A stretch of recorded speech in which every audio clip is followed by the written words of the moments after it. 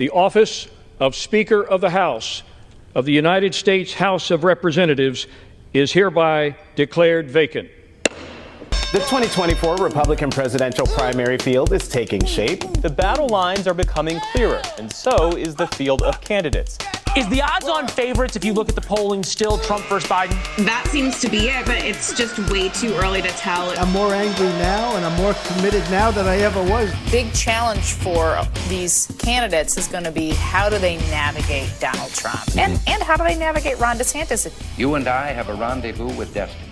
Welcome back to the Ruthless Variety Program. Clearly, we've got a lot to talk about today. You've all been following the news. You've seen the, shall we say, unrest in the House of Representatives and the vacancy of now the Speaker of the House with the end of the tenure of the Speaker of the House, which I never thought I'd say. It, in fact, has never happened in the history of our republic. It's never.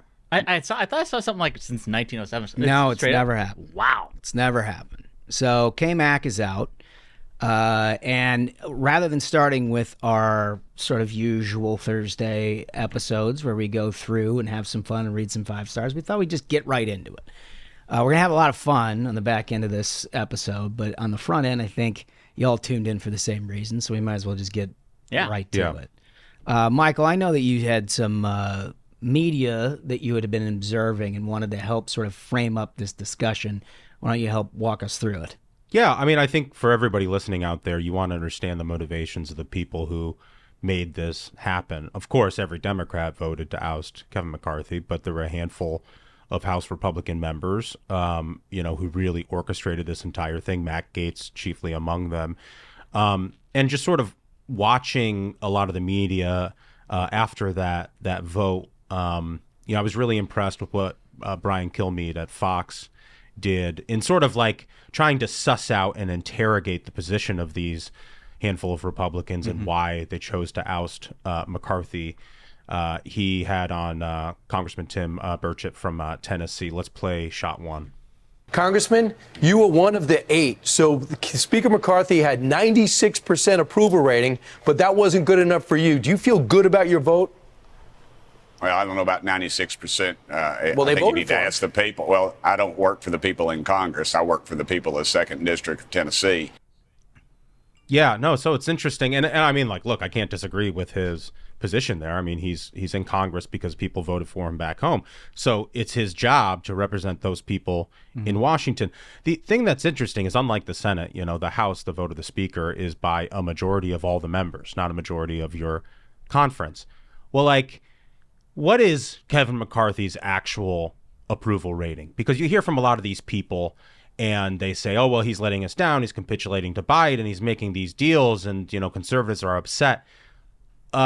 He did this deal with Biden on the debt ceiling. And for a lot of these conservatives, that was like the straw that broke the camel's back and was the thing that instigated all of these actions we've seen recently with the CR and ultimately the vote to oust McCarthy. But it's sort of detached from the reality of the politics here. Let's go to shot 2 here. So this is from Daily Mail. After that debt ceiling deal with Biden, Kevin McCarthy's approval went up 10 points. I mean, he's far and away the most popular leader in Congress right now.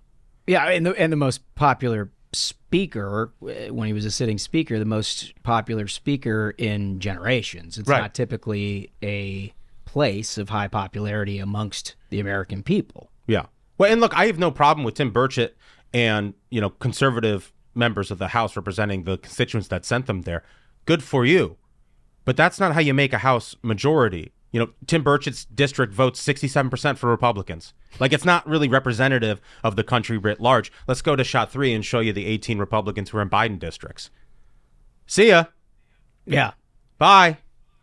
Yeah. I hope it was worth it, because all of these people have a much harder time winning an election when you do dumb shit like this. Yeah, so I think table set here for 2 things. One is the reason that this was made possible is because of a motion to vacate, a rule that McCarthy reluctantly had to accept when he was trying to get the Speaker's office in the first place. Yeah. For those of you with a little bit of historical background, Pelosi ensured that she didn't have to go through this. The rule was not that a single member could bring up a motion to vacate because she knew it was an ungovernable situation.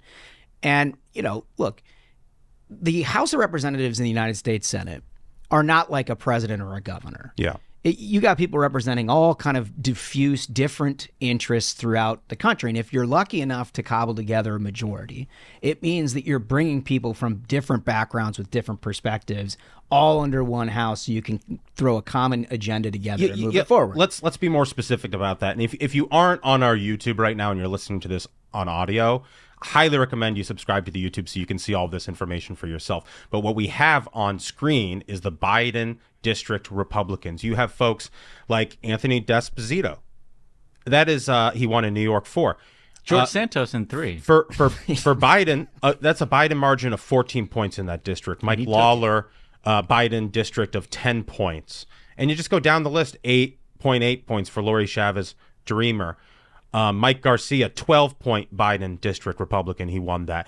Okay, so there's our majority right there. Well, more than. I mean, deeply into the minority at this point if you were to lose all of them. But I guess the point is that there's actually no way to run a legislative body if you don't have at least 10 people in your party pissed off at you at all times. Yeah. Because there is a job of governing and then there is the job of the political side. And the political side is to make sure that everybody's interests are represented enough where they can make the case to the American people that they're all collectively trying to do the right thing. Right? Well, I think doing the right thing is one thing, because the politics of this suck. I think we've been pretty clear here on the front end. The politics of this suck. The guy who was House Speaker and his approval rating went up 10 points after he made this deal. You just kicked out of office. You got all of these frontline members, 18 House Republicans representing Biden districts that are going to have very, very tough re-elections now. So it's not about politics. Maybe it is about principle. Let's play shot 4. I'm also upset at the fact we're $33 trillion in debt and the value of the dollar. It could be. He needs to accept some responsibility. Didn't he have an 8% cut offered over that in that continuing resolution bill? And the rate of growth, but you're not looking at the $33 trillion, and that's really just peanuts compared to the $33 trillion that we've run up. So I'm so fucking tired of this 33 trillion talking point. So fucking tired of it. Because as you've said on the show, Holmes, multiple times, we're talking about 30% of the budget, discretionary spending. We're not talking about the drivers of debt. We're not talking about Social Security, Medicaid, Medicare. We're not talking about any of that shit. Like it's like these House Republicans, this handful of folks on the floor who ousted Kevin McCarthy, are complaining. They're trying to dry the ocean and they're pissed off he didn't give them enough paper towels. It's fucking absurd. It doesn't make any sense. It's fucking dishonest. It's bullshit, and it is dishonest because there is no principle in this. They're not seriously concerned about the national debt. All those guys were there when they rung up $8 trillion of national debt during the Trump administration. Yeah. Matt Gaetz was voting for CRs left and right. Yeah. All of a sudden now it's an existential problem, the likes of which we need to throw a Speaker of the House for the first time in American history. The issue is, if you hear anyone, and I mean anyone, talking about the national debt, and they don't mention the fact that 70 plus and grows every year of our national debt are Social Security, Medicare, Medicaid, and service interest on our national debt. That's 70% of the budget. And yet, I think all, maybe with the exception of one or two, have all endorsed Donald Trump. Yeah. Whose first election ad was attacking Ron DeSantis for the idea that perhaps our entitlements need some reforming. Yeah, Lee, let's put up shot 5. A tweet from Team Trump attacking Ron DeSantis for trying to restructure entitlements like Social Security and Medicare. This guy's winning the Republican primary by 40 points, right? So he doesn't want to talk about that 70%. He doesn't want to do it at all. No, and it's just such, when you say it's just drops in the ocean, it really is. It's so fucking cynical. Like, this is like nihilistic politics where people just say whatever they want and the voters don't punish them for it. I don't think it's completely nihilistic. It is. I think there's a couple ways. I think there's a couple interesting things. I think you brought up the point like that member brought up where he said that, well, I represent the people in my district. Yeah. I think that's what it ultimately comes down to, is if you feel your district is like, hey, we sent you to Congress and our number one issue is we don't want Kevin McCarthy as speaker. If that's their issue, I think you got to do it. I mean, if that is your district speaking, sure, you got to do it. I think what Holmes brought up of like that K-Mac was stuck in a position where he had to put in that's the this issue. thing. I think that's like you were always this was always going to happen. It's just a question no of speaker ever from this point forward should ever agree to be Speaker of the House with a motion to vacate like this because it is impossible to govern unless you have 10 people. And for those of you who are like, well, he wasn't doing the conservative thing. Okay, let's just say that he did like some radically conservative thing, which, by the way, is almost impossible with a Democratic Senate and a Democratic president. But let's just say he did. And the 18 people that you put up on the screen had a huge problem with that because they are all in Biden plus 10 districts. Mm-hmm. And they're the ones that filed it. And they kicked him out. Yeah. Is that a better outcome? Yeah. Would you have Is that a conservative would outcome? you have liked that? If those 18 moderate Republicans joined with 200 House Democrats and threw out a Republican Speaker of the House who did conservative things, would that be a problem? Yeah. I think it all is the crux of this all. You brought it up, is it really comes down to when he allows that motion to vacate to exist. It's like if you owned a business, right? If you own a huge company and you've got your managers under you, and then you've got your new jobs, new folks that you just hired below that. If you said to all the like people you just hired yesterday that like, listen, if you think I'm doing a bad job as CEO, you can fire me today. It's just entire. How are you going to run that place, man? If someone shows up and they're like, I'm tired today, I'm not coming in, you're like, oh, it's important you do, and he's like, you're fired, amigo. Like it requires your tough company's decisions. done. And I guess my point is it doesn't matter if it comes off the right or comes off the left. Right. That piece of it is an ungovernable situation, and you know that. As a member of Congress, you know that. Yeah. And so when you invoke this and you join with Democrats in order to do it, you know damn well that all you're doing is showing the outside world that you have complete dysfunction. And I'll add one more thing. If you're wondering how it is that you can have a geriatric president who has absolutely no grasp on reality and no ability to actually articulate any vision whatsoever, a vice president who is as popular as stage 3 cancer, a Democratic agenda that literally the American people point by point are saying, fuck you. Yeah. No, we don't want it. Inflation through the roof, the economic approval, border wide open. You got all kinds of problems across this country. Was it the same day or the day before that the poll came out that said Republicans have never had a higher rating in history? So let's on screw the it up. economy? But if you are wondering how it's possible to lose to those guys, ladies and gentlemen, you should have tuned into the House of Representatives yesterday. Yeah. Because that is exactly why. If you look back in the 2022 midterms, Republicans won the arguments lock, stock, and barrel. They won the economic argument. They won the immigration argument. They won the crime argument. The American people agreed with them on all of that, and they didn't vote for them. And the reason they didn't vote for them is they're a little scared of it. They feel like they can't govern. They're worried that these people are a little crazy and that ultimately they could do shit like this. Because like a lot of the candidates in the midterms got stuck in this trap, Republican candidates, of where they had to get bundled in with saying that like, listen, folks, elections are rigged. So then voters are like, well, if you think voting doesn't matter, I guess I just won't vote for you. let me demonstrate that with this. Let me demonstrate that with our next clip here. Here's Donald Trump on the debt ceiling. Let's go to shot 6. I say to the Republicans out there, congressmen, senators, if they don't give you massive cuts, you're going to have to do a default. And I don't believe they're going to do a default because I think the Democrats will absolutely cave because you don't want to have that happen. But it's better than what we're doing right now because we're spending money like drunken sailors. So just to be clear, Mr. President, you think the U.S. should default if the White House does not agree to the spending cuts Republicans are demanding? Well, you might as well do it now because you'll do it later. Because we have to save this country. Our country is dying.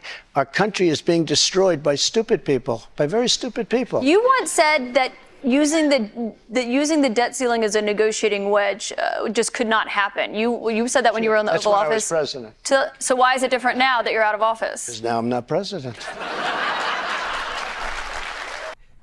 Yeah, that is the cynicism and the nihilism of our politics. But that's today. important. I think it's important. The first thing that Donald Trump did when he was important. president of the United States was cut a debt ceiling deal with the Democrats and a funding deal and a deal on Harvey aid. That is what Donald Trump did when he was president of the United States. And now that he's out, he says we should default on our debt as a country. Republicans need to hold the line, and that's how we're gonna just really just hold the line, and then everything will change. I think the approach, let him fake. Let him It's fake. cook. Let's play chicken. It's fucking fake. And let him know that we're just playing chicken. No, it's just cynical politics for fundraising, and I think it's best encapsulated by what Garrett Graves said on the House floor on Tuesday. Let's go to shot 8. I keep wondering, what is going on? Are we redefining what conservative is? What's going on in this country today? What's going on in this body? Where you have Freedom Works, Heritage, Chip Roy, and Jim Jordan say something's conservative, and these folks say it's not, and they're right. And all of a sudden, my phone keeps sending text messages. Text messages saying, hey, give me money. Oh, look at that. Oh, look, give me money. I filed the motion to vacate. Using official actions to raise money. It's disgusting. It's what's disgusting about Washington. Yeah. What a great clip. Right. And I like that for the folks on YouTube, you can see that the Dow's like going down. They're like, oh no, these people really don't know what they're doing. I mean, the Dow crashed yesterday. Yeah. While this was going on. Right. I mean, it reminded me a lot of the shitty situation in 2008 when the House of Representatives was screwing around during the financial crisis, doing stuff like this, frankly. Well, everybody talks about the swamp in this town and the uniparty. Let me tell you what the real swamp is. It's stunts like this to raise money. That's what it is. And it feeds into the polarization of our politics, the negative, the negative partisanship in our politics. It makes it so we can't get anything done in this town. And all the incentives are aligned for people to raise money off lying to you. I think it's really disgusting. And I think Garrett Graves is absolutely right. So my takeaway, and I think this is, a key thing that I highly recommend everyone try and understand, because yes, there may be some like logic to these arguments, but I think there's something to be said about the attitude. Like you saw how the audience, even though Trump was like, well, I was president then, now I'm not president, and he gets laughs, but you get the audience with you. I think, but then we can't be surprised. We can't be surprised when our voters don't actually believe in anything. No, when our people don't believe in anything. Here's a fun example. So our politicians don't believe in anything. Patrick McHenry is like the interim speaker right now. And what's the first thing he did was he took Nancy Pelosi's like hideaway office. He took Steny Hoyer's hideaway office. It's like, will that help make some kind of like a budget deal? No, but it's the attitude of like, hey, look, you're going to know that the Republicans are running shit. Okay, well, and you're going to have to start feeling pain. Like you see all these journalists talking about like, oh my God, Nancy Pelosi is currently attending the funeral for Dianne Feinstein. How insensitive is this to take away her spare extra office that she has? There were people during COVID who couldn't go to their family funerals. Like, shed a tear for those folks, not for this millionaire Nancy Pelosi attending another millionaire's, funeral in San Francisco instead of being in the house where, like, her job is. It's like, I feel no sympathy for that. I don't think anybody else does. But the attitude of being like, we are done with this. The gloves are off. Yeah. Like, you have to recognize But that's Republicans are not what calling the shot, and you're going to feel some pain. This is not the gloves are off. This is, I just took a pistol, loaded one into the chamber, and put it in my own mouth. I think what this is. I think K-Mac would have done himself some good if on day one he'd have done that. Let him know it that, would like, all okay, been I'm on here. water. It would I'm all here have to let been him water know. under the bridge. It didn't matter, dude. This is Calvin Ball. The rules don't really apply. They're making it up as they go along. Yeah, let's play Matt Gaetz back in 2018. Remember, he's the guy behind this entire thing to motion to vacate the chair and kick Kevin McCarthy out. Let's see Matt Gaetz in 2018, shot 9.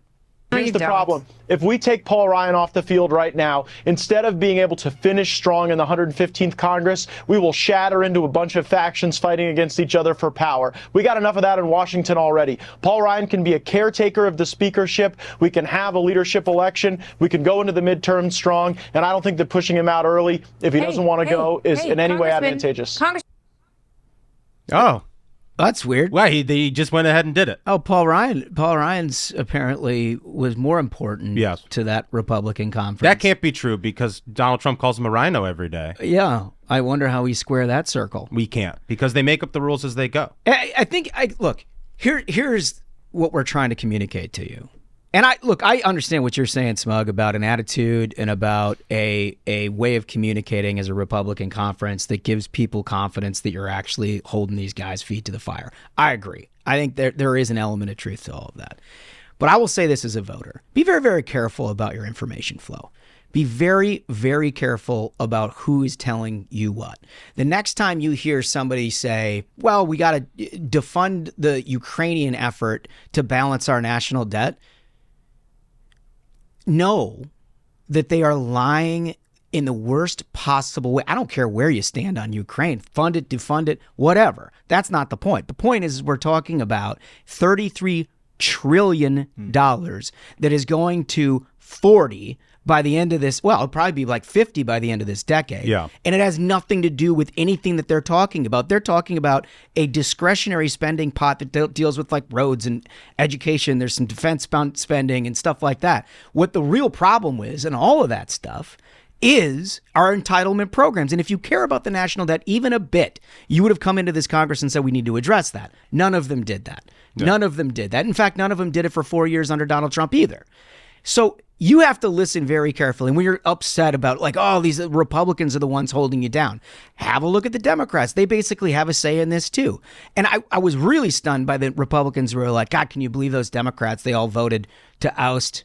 We should be blaming those Democrats. They acted exactly how we knew they would. And We're shocked. And they should. That's legislative politics. Right. If you have an opportunity to knife the other side and get what you want done and take a scalp in the process, you fucking do it. They did it. I think that was the happiest I've ever seen Ilhan Omar. Dude, when she's not in the room with her brother. Like, she was beaming. They are watching jumping. This happen. They are jumping for joy, and I'd be remiss if I didn't point out that a podcast on the other side of the aisle, Pod Save America, this is the Obama Bros podcast. All these guys are big boosters of Joe Biden. They're fucking thrilled at this. Let's go to shot 10.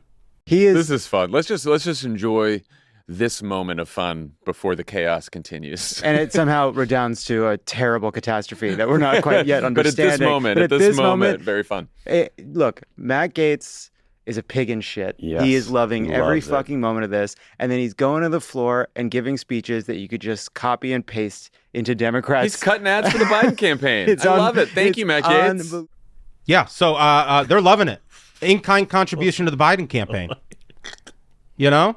Well, good job, Gaetz. It's quite obvious. I mean, it's quite obvious. Dude, this guy might even leave Congress and go run for governor of Florida. He doesn't give a shit. No. He doesn't care if he burns the place down on the way out. In fact, it probably helps him in his reelection. No, but if you think for one moment that this was some sort of a pious idea and this is somehow upholding conservative principles, you need to also understand the backstory and the relationships with all of these people. You need to understand that Matt Gaetz is so pissed at the fact that Kevin McCarthy did not shut down an ethics investigation into him, that he's texted people all across the House about his furor over this for months.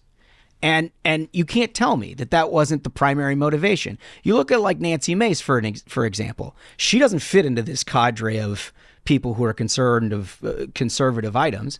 She felt like that Kevin McCarthy made a promise to her about dealing with quote unquote women's issues. Can I add, when she was on Ruthless, she basically told the world her situation of like, this is important to me. This better be paid attention to, or there's going to be hell to pay. And so everyone's like surprised yesterday, and I was like, boy, you can really tell when someone doesn't listen to Ruthless when they're shocked by that. Right. So all of these things are like personality issues. And I guess my deal is if we get to a point where we're willing to throw overboard the last bastion of protecting freedom in this country because we're upset that we felt like somebody misled us about something, and you want to completely ditch the entire operation because you felt like the ethics investigation into you is unfair and somebody should have done something about it, get the fuck out of Congress. Well, you have absolutely no business in a legislative body. No business. I think it goes back to like, if you allow someone to have that power, as soon as he cut the deal of like, okay, I will let you be able to decide if you want to get rid of me at any moment. That's the mistake, man. You can never let anyone, because here's the thing is, if you let someone have the opportunity to have power over you, they're going to exercise it every time. Yeah, well, I think there is a lot of truth to that. I will say this. I remember us doing really stupid things when I was in the Senate, and I remember thinking like, this is it. And, like, for example, when they shut down the government because they thought that Obama was going to somehow repeal his signature accomplishment. Yeah, we're going to defund Obamacare. Like one of the dumbest tactics just fighting in the history of congressional strategy. And it didn't happen, and they shut down the government and all that crap. and Republican approval rating was like at 15%. I was like, well, there goes that election. We were able to sort of recobble together a coalition and move forward. And I think that's what House Republicans are trying to do here. Mm-hmm. There are some really good names of people who are elevated. Like Kevin McCarthy's not the only one that can run the House, clearly. He is going to leave a gaping hole on the political side if that happens. I pray if anybody wants a House majority, you better beg him to keep his political efforts underfoot, because nobody can do that like he can. He needs to his fundraising and getting money to candidates. He needs to keep doing that. But they've surfaced names like Jim Jordan. I would love if Jim Jordan was Speaker of the House. Tom Emmer has been on the program a couple times. Jim Jordan's been on the program. Steve Scalise's been on the program. All of these people, I think, would do a very good job of running the House of Representatives. I hope to hell that none of them agree to do the job with that. Yeah. Same rule. Yeah. You cut that deal, it's going to that motion to vacate thing, you're going to, because you cannot govern a legislative body without 10 people at some point being pissed off. They may not be on the right, they may be on the left, or they could be just personality problems of 3 or 4 people who've gotten themselves into ethics hot water and they hold you accountable for it. Yep. And that's, I think, the problem. These guys need to grow up. They need to mature. Everybody needs to figure out how to make a case to the American people that you are a responsible governing body. We got 12 months. The election is going to be here before you know it. Yeah. All right. Well, I think we've heard enough from us on the controversy of vacating the Speaker's chair in the House. And I thought it was a good idea to bring in, an expert who's got a little inside information to share with our audience. Congressman Max Miller, how are you? I've been doing a lot better. I can tell you that much. It's crazy when 8 members of your own party vote with the majority of Democrats, yet over 200 Republicans are then called rhinos. Yeah. It's unbelievable how individuals within our conference have messaged this to say that they're conservative crusaders, when right now we are closer to a coalition government that we've ever seen and a Democrat speaker because of the actions that my colleague from Florida, Mr. Gaetz, took just yesterday. Yeah, it's wild to me. And before we get into all that, I want to make sure our audience is familiar with you and your background and your perspective in all of this, because it ain't like you're a rhino. Yeah. So tell us a little bit about your background. Yeah, no, and I really appreciate that. So I started with President Trump in February of 2016, and I was one of the first 10 or 12 staffers that were on his campaign. Mm-hmm. And I did it because I believed in his message about being a MAGA conservative, about taking care of the American first agenda and the American people. And I fundamentally believed in that, and that's why I joined his campaign. Throughout that process, we won. I got into the White House. 2 years in, I was the youngest director of advance in White House history, and then I became a senior advisor to him. So I know President Trump very well, just as my colleague Matt Gaetz does. And I also talked to President Trump 3 times yesterday, and I'm sure we can get into that later to go ahead and to really cut through the misinformation that a lot of my colleagues on my side of the aisle that have been really, familiarizing the American people with, that's just simply not true. Right. And I appreciate that. Before we get to it, though, you've brought tribute. And we love that here on the Ruthless Variety Program. It's here in a black plastic bag. I got to see what it is. Well, look, I tried to make it as cryptic as possible. And then look, you bring in a black plastic bag. No one knows what you're going to bring in here. But so I got to tell you, it's my honor to unveil this or unfurl it. So let's go ahead. Yeah, let's do it. It's a little bit different from what you guys usually get here. But I thought this was only fitting. So what I did is I brought 8 Four Locos for the 8 craziest Republicans in the Republican Party who decide to vote with Democrats in order to oust the Speaker of the United States of Representatives, so they can all get a little bit crazy. And right now, if you'll join me, I'll crack open a sip of one of these bad boys and we can pay tribute to the 8 who screwed over the entire government and the Republican Party. I gotta say, dude, this is the most unique offer of tribute we've ever seen in the Ruthless Variety Program. I mean, this is incredible. Well, 8 for 8 there. Watermelon Four Loko, 12% alcohol by volume. Well, don't mind if I do. Here we go. Fruit punch it is. What'd you go with? Yeah, this is the watermelon. I have a better choice. I'm probably going to pay for this later. But here we go. I'm a little concerned about the sugar. Here, let's cheers that. Oh, yeah, no, same. Yeah, thank you.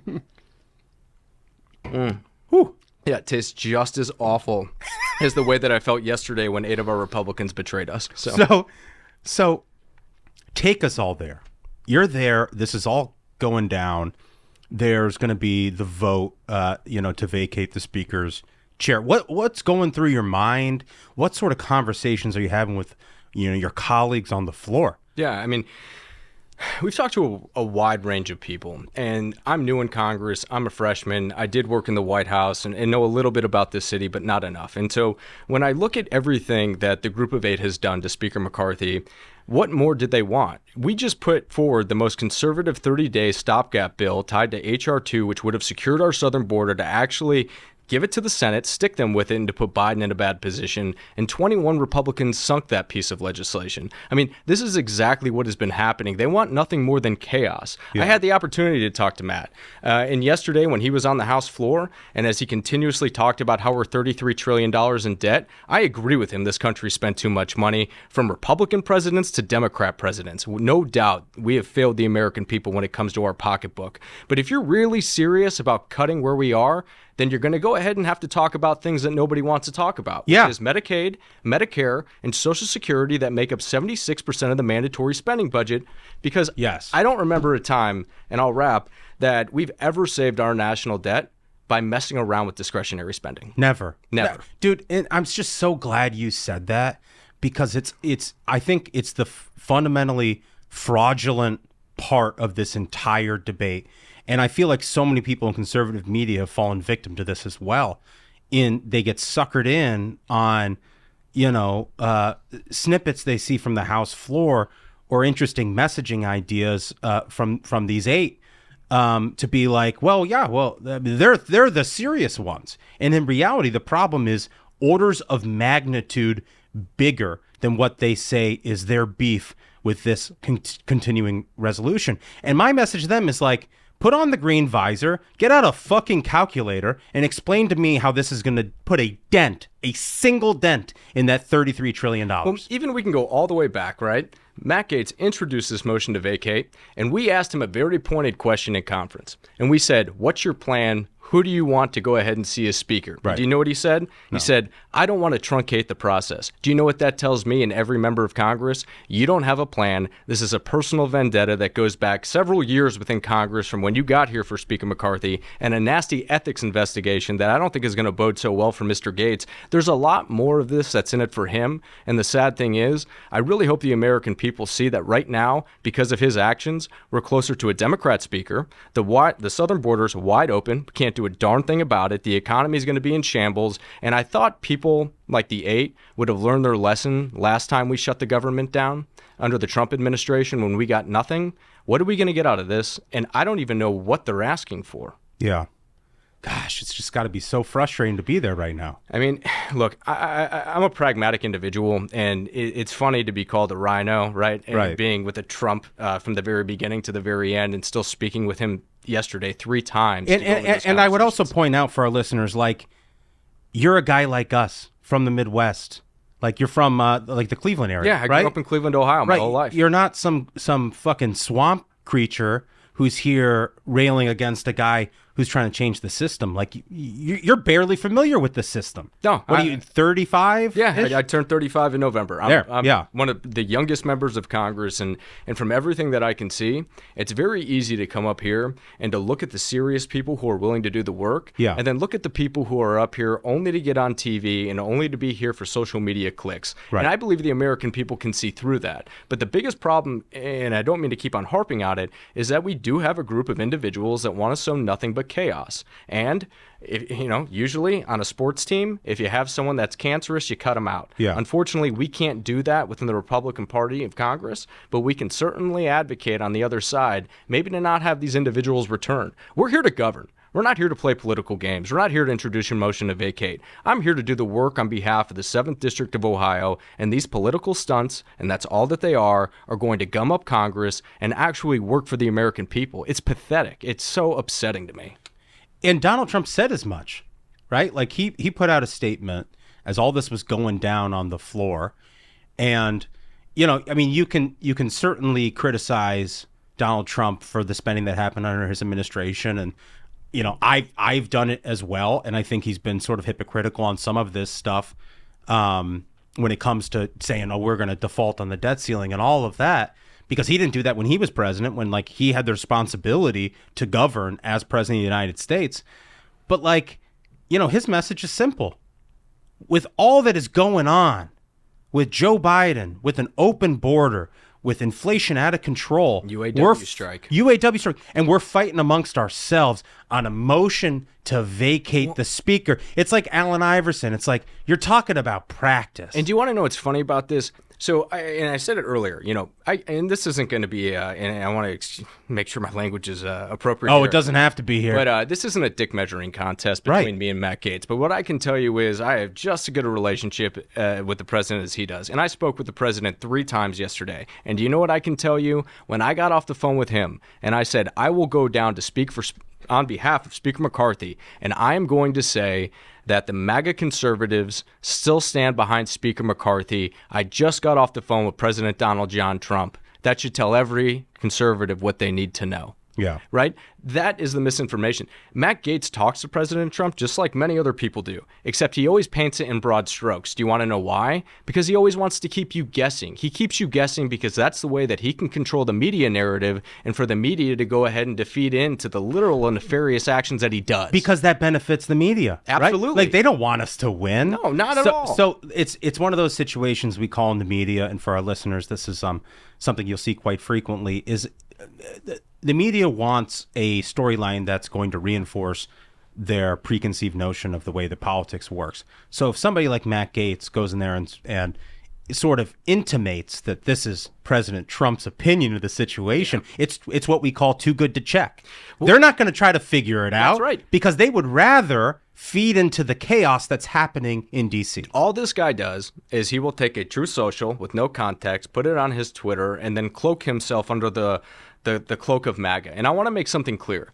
I am all about President Donald J. Trump. I've supported him. I've worked for the man for 6 years. I believe in President Trump for a couple of reasons. 1, his policy. 2, his vision. And 3, that he was a disruptor. I liked all 3 of those things because they happen to work well for the country. Matt Gaetz only likes President Donald J. Trump because that's the closest to power that he will ever get. That is his problem. He has no plan. He has no vision. That's why he introduced this motion without a replacement, and he wants pure and utter chaos. I mean, he is literally the biggest ally the Democrat Party has, and I really hope Republicans across the entire conference in this country realize the recklessness that he just put us in because of Matt Gaetz. Yeah. And you know this, I'm going to swallow 2 minibuses at the end of this Congress or at the end of this fiscal year because he just gummed up the 45-day CR to get through the appropriations process. So help our listeners understand that component here, because that's what's sort of lost in all of this is the negotiating power that the Republican conference had in the House. Paint us a picture of what the rest of the year looks like for Republicans now. I wish I could tell you. I mean, right now, we need to find a speaker and we need to coalesce and put together an agenda. And my biggest concern from a lot of my colleagues from the spectrum of our conference is that Matt Gaetz has now eaten up almost 6 days of the 45-day CR or stopgap measure that we put in place to finish the appropriations process. We wanted to do that to show the American people for the first time in this country's history how your tax dollars are being spent so that you can have open debate and dialogue on the House floor to actually see what's going on instead of cramming omnibuses or too many buses down our throats through the appropriations packages. And furthermore than that, Kevin McCarthy is the first speaker to do that in several decades, and actually in order to try to push that through. With 70% of the discretionary appropriations already passed, Chuck Schumer isn't doing his job of picking it up. Yeah. I mean, if a lot of Republicans want to be frustrated, look to the Senate for not picking up all the conservative legislation that we've passed and have passed more than the first 2 years of a lot of other Republican administrations previously. Yeah.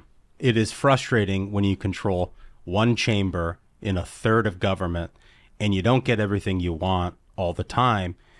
And like in periods of time like that, it's all the more important that the conference is unified around one single agenda. My concern here is you end up just with a Groundhog Day situation where we just sort of replay this over the course of the next to the end of the year with this infighting that doesn't accomplish anything. Well, you've got to change conference rules. And that is one of the first things. So if someone is calling me right now and they're saying, hey, Representative Miller, we would like your support for Speaker, and a few people already have, I have told them this.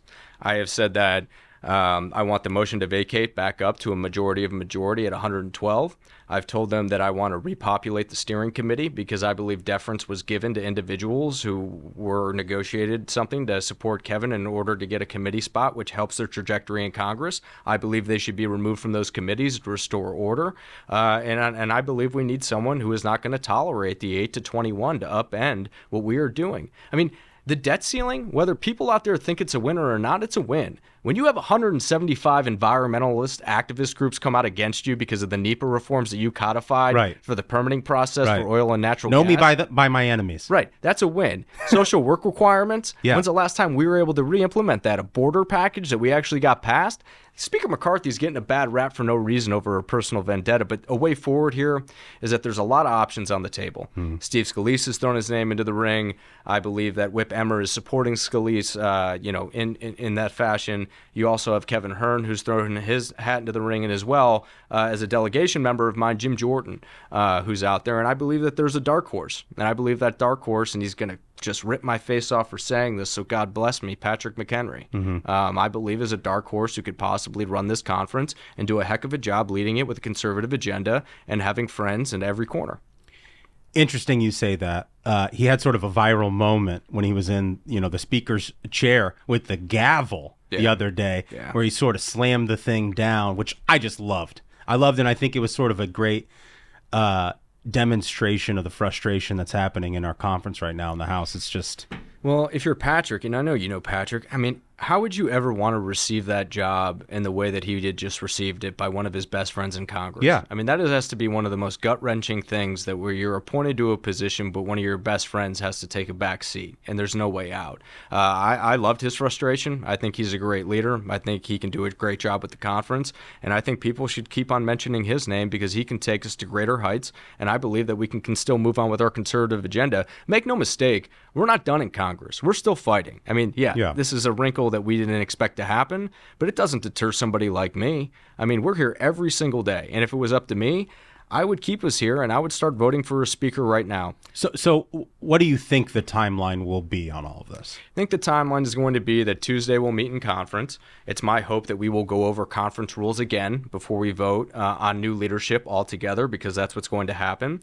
And then once we come up with consensus candidates, then we will go on the floor and vote for a new speaker. But look, I don't think anyone's a front runner. I think we could be doing this for a number of weeks right now until everything flushes out, unfortunately. Wow. There is no consensus pick. I mean, Matt did this without a pick. With no plan. With no plan, Underpants with no support. Right? Once again, I hate to just reiterate the same points I've been making. 96% of the Republican conference stood behind one man. Yeah. Right? 4% stood behind one other individual. Ronald Reagan said, if you're my friend 85% of the time, you're one of my best friends you have. Well, if you hit 96% and you're an actual team player and care about the people who actually sent you here for you to represent, then Kevin McCarthy would still be speaker. So you mentioned it a little bit earlier, your preconditions, increasing that threshold for the motion to vacate the chair, changing up things with the steering committee and all of that. I'm curious if you've gotten a sense from, other rank and file members and whatnot, if they're going to be holding these candidates for the job of speaker the same sort of preconditions, or do we end up in a place where all of these people are tripping over themselves to offer those our four loco 8, the same deal that put us in this position in the first place? Well, I'm going to say something that I was told not to say. Let's go. And I was actually really told not to say this. This is going to upset a lot of people and a lot of friends of mine. It's my belief that we need all new leadership within the Republican conference. I believe that Kevin did a phenomenal job with what he's done, but I think that we need new representation to lead this conference. The Kevin McCarthy chapter of being speaker, he did a phenomenal job, and I will never back down from that. But unfortunately, that last chapter is closed. And I believe in order to move the Republican conference in the best way forward is all new leadership that can't be tainted or can't be thrown at with other allegations by the 8 or 21 saying you cut backroom deals with Kevin. Okay. And I think that this could be a chapter chapter that we could close and move forward to a new version of Congress and a conservative agenda. I mean, look what Patrick McHenry did as his first action. He went ahead and he kicked Steny Hoyer and Nancy Pelosi out of their ceremonial offices within the Capitol. Right away, he's taking the right conservative actions to set him up for a great coalition in order to run a great conservative Congress. I want to see that agenda. He's somebody who I trust, and I believe that we can still achieve the incremental wins we've been achieving throughout this Congress. Right. But no one wants to give us any that's credit. That's the craziest part of the whole thing is we've put fucking W's on the board and everybody's bitching. Yeah, do you want to know why everyone's bitching, and do you want to know how many W's we put on the board? Because people within our own Republican Party put targets on the backs of people like me and make it harder for me to do my jobs when I go home. You know, I represent an R7, and I represent one of the largest Ukrainian constituencies, also with rural counties down below us, right? 3 rural counties. I have to strike that balance. That's my constituency. Those are my family members. That's how I look at it, right? But you have to go in and you have to talk to them about the tough conversations and not back away from these things. And so when we go into these communities and we talk to them and we're very forthright, they absolutely get it. But we need to be doing that across the board. I mean, we really have an opportunity here to close this chapter, to look to a new chapter, and for new Republican leadership to take the reins. And I honestly think that that's the best way forward. And I think that's really how you're going to coalesce the most around to support around one person. Interesting. It's very interesting.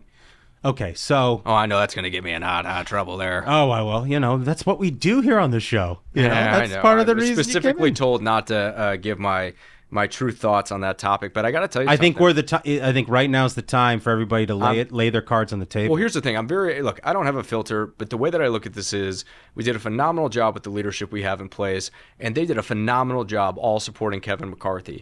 My concern is with the 8 or 21 that we still have with they're always going to find a way. And they're always going to find a way to say something about poor Tom, poor Elise, poor Guy, you name it. They're always going to have a dig at them saying, you worked with Kevin to screw us over. I think it's the only way that we can move beyond this and to actually get real work done and not play stupid political games like what these guys are doing. Yeah, it's interesting. That's upsetting. Yeah. So I can't get you out of here because you spent so much time with Donald Trump and, you know, director of Advance, which, like, guy did some incredible events. Hats off to you, pal. Thank you. And the whole, you know, team that did all that stuff. That Daytona racetrack when the Beast went around for the first time, Daytona 500 in history. I'm not going to do a little bit of bragging. May have been your boy right here. All right? So, no, very proud of that moment. I got to ask you, in all your time, you know, doing that job, what's your favorite Trump story? Well, I can go with a funny one, or I can go with a more serious one that I think a lot of people wouldn't expect. So why don't we do that one? Okay. So I'm sitting in a meeting in the Oval Office dining room, and we're going over the different trips that he's taking, work with the White House Military Office and Secret Service, and working everything out and drop dates. Then all of a sudden, the cabinet secretary walks in. And so immediately, I'm pushing back my seat. I'm like, hey, boss, I'm out of here. Good to see you. And he's like, where are you going? And I'm like, I got to get all this work done. We've got all these trips I got to plan. If I don't do this, I'll be here till 2 a.m. And he's like, don't worry. Okay, just take that seat right there. So I took the seat. This is a really good Trump, by the way. You're pretty good at it. I'm playing with fire a bit, but I love the guy. He loves me. We're going to be okay. So, you know, and so I sit through this meeting, right? 45 minutes goes by with President Trump. So the cabinet secretary leaves. I'm still trying to get out of there because I've got my own work to do. It's going to keep me there till forever. And he looks at me again and he's like, where are you going? Okay, just take that seat. And so I take the seat. And do you want to know what he did? For the next 30 minutes, and he looked at me and he said, for the next 30 minutes out of my day as the President of the United States, I'm going to take down and go over every decision that I just made for the country with this one individual. And I just sat back and I said, why? And he said, because I trust you, you're loyal, and I want to impart everything that I can onto you because I think you have potential. And that was one of the coolest moments. And that's, you know, something about Donald Trump that you don't hear a lot about. But that is the man that I worked with. And look, I stuck with him for 6 years. There's a reason why I stuck with him for 6 years. It may be because I'm missing part of my brain and I'm crazy, or it's because I really enjoyed the job and working for a great man who treated me very well. There are some funny stories. We were in India. He looked at me and he said, what do you think we should play? Okay. And I was like, dude. Played like music? Yeah. I was like, I got no idea what you should. And he looked at me and he's like, it's got to be the YMCA. And I'm like, Mr. President, the YMCA, we're in India with, you know, 500,000 Indians. Do you think they know what the YMCA is? And he looked at me and he's like, everyone knows, okay.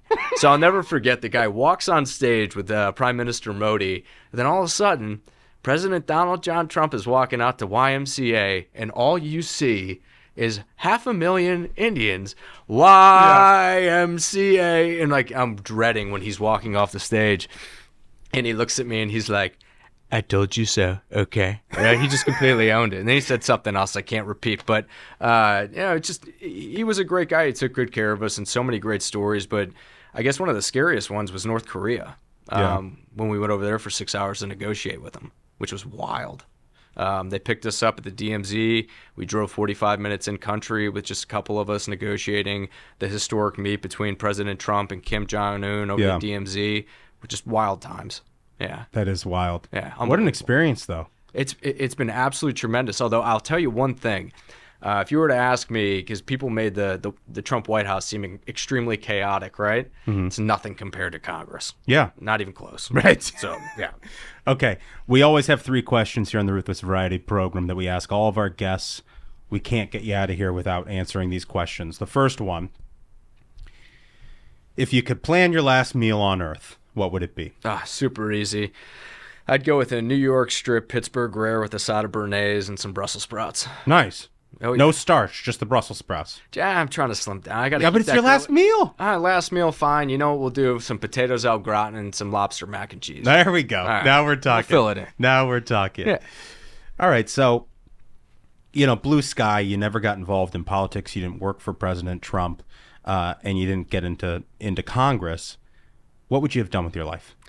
Without question, I would be working with my father, who owns a small hat manufacturing company in Cleveland, Ohio. He gets government contracts for CBP. He actually makes some caps that are in the Capitol right now. Wow, really? He started this business in 1984. He's one of the very few last American hat manufacturers that are all built, sewn, and assembled within the United States. And my brother works there right now, and it's actually, he's the smart one. He went in to actually make a good money and be an entrepreneur. But we're doing this for the people. That being said, that's what I would have done, and I would have been just as happy doing that as anything else. Yeah, is that in? It's in Cleveland and Shaker. You're from Shaker Heights, right? I am from Shaker. I live in Rocky River, but my father's company is actually downtown Cleveland, right on 30th and Carnegie. Very cool. Yeah, it's right by the Progressive Stadium, so it's really cool. Man, that's awesome. Yeah. Okay, now this is the important one. It's sort of a psychological question. Oh boy. Everybody who's successful, we think, in life or in business or in politics, is motivated by one of two things: the thrill of victory or the agony of defeat. Nobody likes losing. Everybody loves winning. But it's what drives you to succeed as an individual. Agony of defeat. He doesn't even need the full thing. Yeah, you don't even need to go through the spiel. I love the show. I'm 1,000% a minion. Here's the deal. The way that I'm wired is that I will work as hard as I possibly can, never to lose. Yeah. No one will ever outwork me. I mean, that's what I pride myself on being a Marine, and through my work ethic within, the public sector and throughout my entire life, is that I may never be the smartest guy in the room, but I promise you something. Do you feel like it's a outwork you. Midwest thing? I think it's also sort of a Midwest thing. I do. It's a work ethic thing. Yeah. And do you want to know? I want to tell you a quick story why agony of defeat. So when I was younger, my father, if I ever wanted anything in life, when I was 6 years old, we'd go into a CVS, or back then it was a Rite Aid or a Revco, and he would say, "Hey, Max, do you want that Hot Wheels car?" And I'd look at him and I'd say, "Yeah, Pop, I'd love it." And he said, "Okay, do you know what you need to do in order to earn that Hot Wheels car?" What he would do is he would give me the option to drive me down to his work on 30th and Carnegie at 6 years old to take a punch card, to punch in for 30 minutes and to punch out, to show me the value of $1. So to answer your question, yes, it's a Midwest thing. Yes, it's a work ethic thing. And that's how we were raised. So yeah. Absolutely. Man, that's awesome. That is an incredible answer, man. Yeah, well, thank you. I appreciate it. It's true. So, yeah. If people want to follow along with what you're doing, they want to help you out, where do they go? Yeah. On Twitter, I'm at Max Miller OH. And on Twitter, I'm also at Rep Max Miller. And then any social media is our campaign would be votemaxmiller.com. And then it would be max.house.miller.gov for our official side. But, everything that we've been seeing all together, I know it's been a choppy couple weeks, but there's one thing that I know.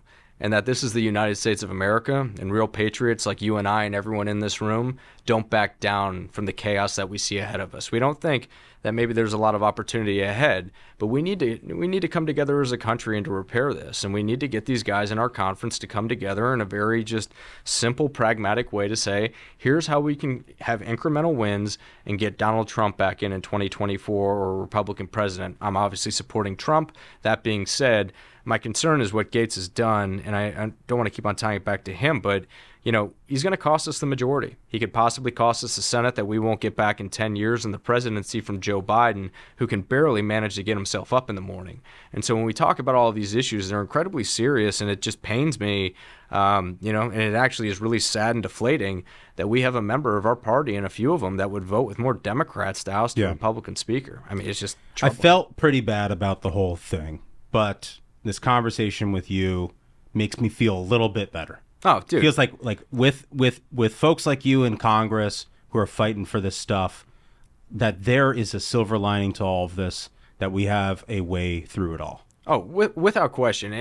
What everyone should remember at every step of the way, we're the United States of America. I understand Joe Biden's our president. I understand he makes us look weak on the national stage. But I can tell you as a United States Marine that if we ever needed to go anywhere, that we would bring the boom, and we still are the world's largest superpower. Never forget that. What we're trying to do is to make sure that we are still the world's largest superpower, and to make sure Biden doesn't take that down like he's doing with our economy, our border, supply chains, and everything else that he's touched. He's the opposite of King Midas. Yeah. Everything he touches turns to shit, and it sucks. So, yeah. Congressman, thank you so much for coming on today. No, thank you guys. And please enjoy the Four Locos for my crazy colleagues.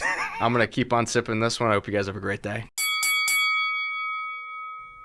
Well, ladies and gentlemen, incredible guest, Max Miller, just the sort of person you want in studio the day after a motion to vacate the speaker's chair to come give an insider opinion of what comes next. And I wish we didn't have to do an episode like this. I got to tell you, when we were thinking about recording this episode, it was like, what's even the point? Everyone's so down. But I think that's why we do this show, is to give you an inside look at what really matters that you don't hear from anybody else. That's why we love doing the show, and that's why we hope you're back here on Tuesday. I think it was a banger, and I think we did it. So, until next time, minions, keep the faith, hold the line, and own the libs. We'll see you on Tuesday. Stay ruthless.